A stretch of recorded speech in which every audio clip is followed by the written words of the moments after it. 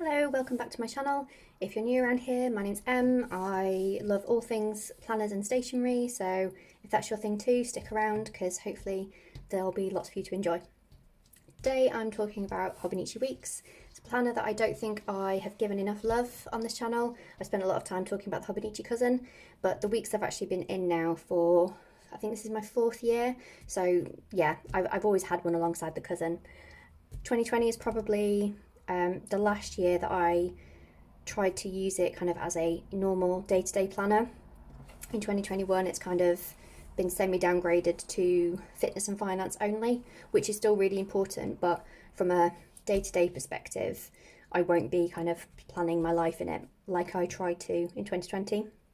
So I thought I'd just do a quick flip through of it, show you how I use it, show you kind of why I didn't quite gel with it, and yeah, just have a general chat.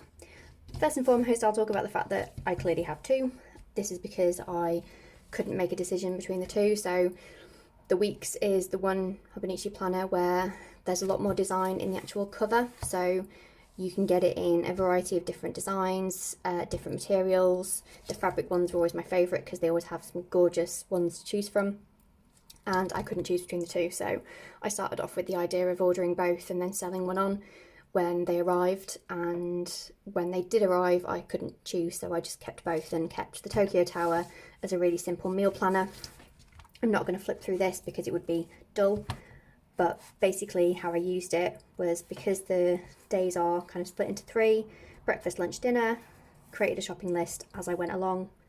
Perfect, worked a treat. The format is excellent for that, but it's a little bit extra to have a whole Hobonichi Weeks just for meal planning, which is why in this year it's actually in this planner as a kind of catch-all for everything kind of food related.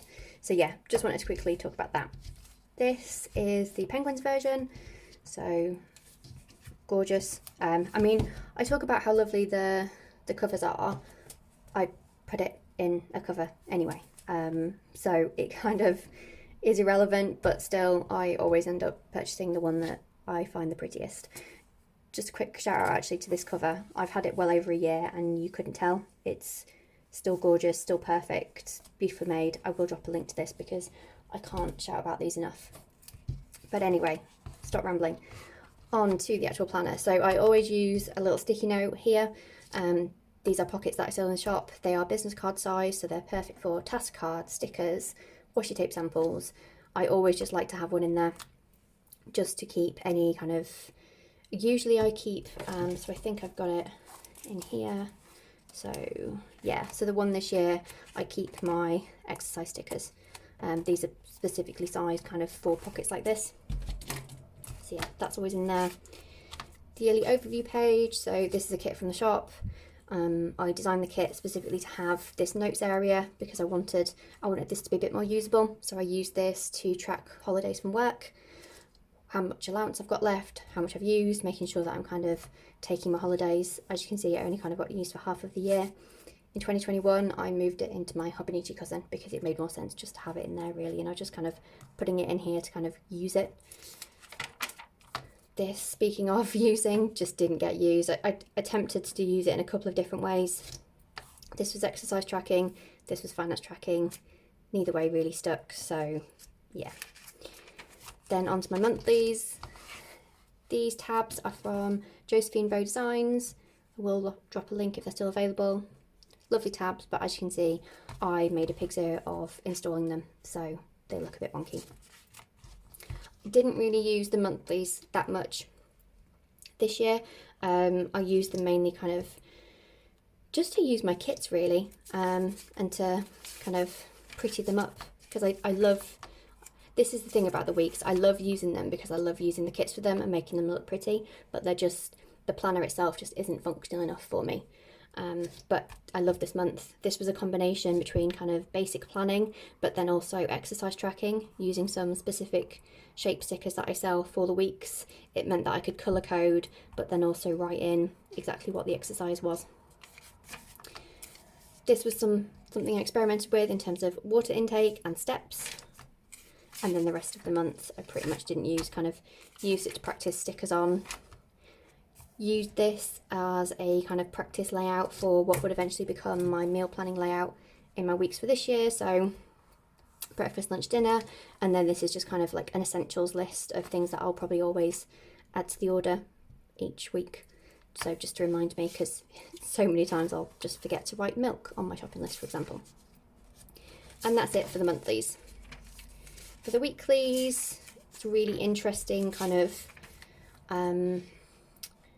mix of weeks where I kind of went sticker heavy and then weeks where I just went simple. And this is what I mentioned earlier. I love prettying up this planner, but then I do find that if I do, it just isn't functional enough for me. So kind of an ideal week for me in this planner is the Alistair method here with all my to-do lists, because this, you know, you can see how many tasks that I have during the week, and then just keep this left side for kind of events, any kind of urgent kind of date specific tasks, and then social media and meal planning went in here. That's kind of, yeah, ideal layout. But then from a creative, because I plan to be productive, but I also enjoy the creative outlet that planning gives me. And when I do, you know, a pretty week or a sticker week, I just don't find it gives me enough space to then be as productive as I'd want to be. So yeah, this year is definitely me kind of struggling to kind of get the best of both worlds. You can see that this went pretty well actually. And then some weeks I just didn't use it at all. This is a kit from my shop. I absolutely love this.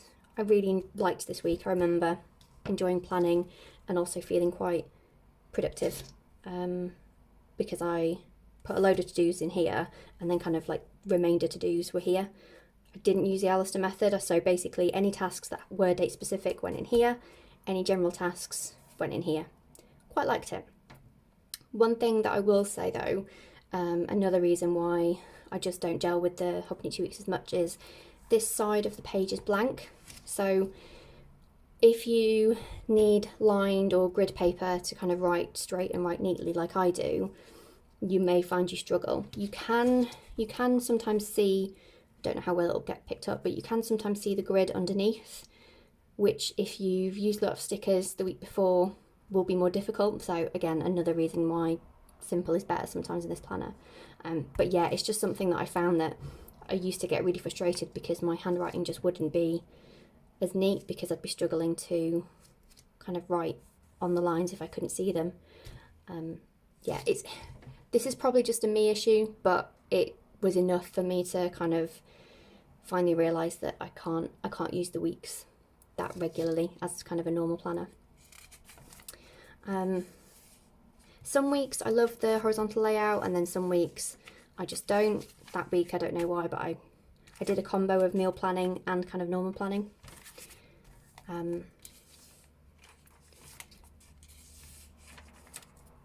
you can see I tried quite a few different layouts. So for the first 6 months of the year I was kind of experimenting with how to make it work as a planner.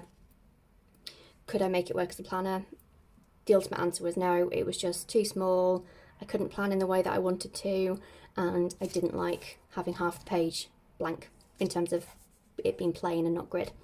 So in June I moved this to a kind of health and fitness planner, and the next few weeks are me basically trying to, I'll mention ink. So I use a Platinum Preppy in this planner because I love the nib size. I think it's an extra fine and I love the ink. So there are some smears, but generally on the week's paper it does work better than most other inks that I have. This is probably the fastest drying fountain pen ink that I have, which is why I quite like to use it in the weeks, because my cousin will sit on my desk, so it doesn't matter if the ink takes a little while to dry, whereas in the week sometimes, particularly if I'm using it for meal planning, I'll write in it, then I'll close it, put it away. So I need something that when I open it, I'm not going to see a disaster. Obviously, some weeks I do still smear it, as you've seen probably as I've been flicking and obviously here, but it is one of the better ones, and so yeah, that's why I use it.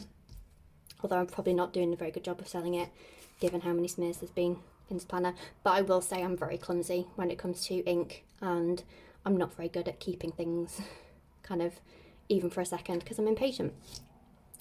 Anyway, I digress. So health and fitness planning, I purchased these super cute stamps from Etsy. Again, I'll link them if I can find them, because I didn't want to go down the sticker route. I wanted to try, and if I was going to use this for health and fitness, I wanted to keep it quite kind of smart looking. So even there I only used stickers at the top to kind of denote what the column was for. But I really struggled to find stamps actually that were sized for the weeks, specifically for these things. So yeah, if you are, because I keep seeing lots of people with these beautiful weeks layouts with lots of stamps, and then when it came to actually trying to find some stamps myself for what I wanted, they all just seemed really huge. I really struggled to find appropriately sized ones. So yeah, used these for a few weeks. I quickly found though, and this is something that I found before, I've tried to be a planner stamper many times, and for whatever reason I just can't get it to look good in my planners. I don't know if it's because of the ink that I use or the stamps that I've chose or my stamping technique, but really quickly I went back to stickers. These are in the shop. These are in the shop, but a smaller version, because I know that these were kind of a test run and they were huge. And yeah, as much as I didn't want to kind of go down the sticker route, I actually found this worked really well for me.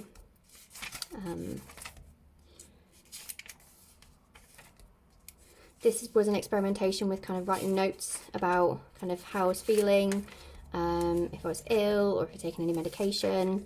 It's something that I kind of jump back to every so often, but not something I do consistently. As you can see, in December, I basically gave myself the month off and the scales showed it. Then in the notes pages, I use for budget planning. I've got blog posts about how I budget plan, so I will link them, because obviously I don't particularly want to show all my financial details, but the blog posts kind of explain what I do and when. I then have these order tracker sheets that I put in here, so most months I'd have the budget planning and then I'd have the order tracker sheet, and that's kind of how it went for the rest of the year. So yeah, each month got 4 pages. I then experimented with this. So this is a graph for my weight loss. So it was something that I'd been kind of really aware of since the start of the year, and then lockdown in a weird way kind of helped kind of kick it up a notch because I was working from home, I wasn't commuting, so I started getting out a lot more, started paying more attention to what I was eating, doing more exercise, and then obviously in June is when I started the fitness planning pages, and that's when I really kind of, as you can see, so that was June, you can see the difference. When I started really giving it some focus, which is also another reason why this is a full-on fitness and finance planner for this year, because when I'm tracking it, when I'm giving it my focus, I absolutely see results. So yeah, this was just nice, for no other reason than just to kind of see in graph form the success that I had last year. So yeah, that was my 2020 weeks.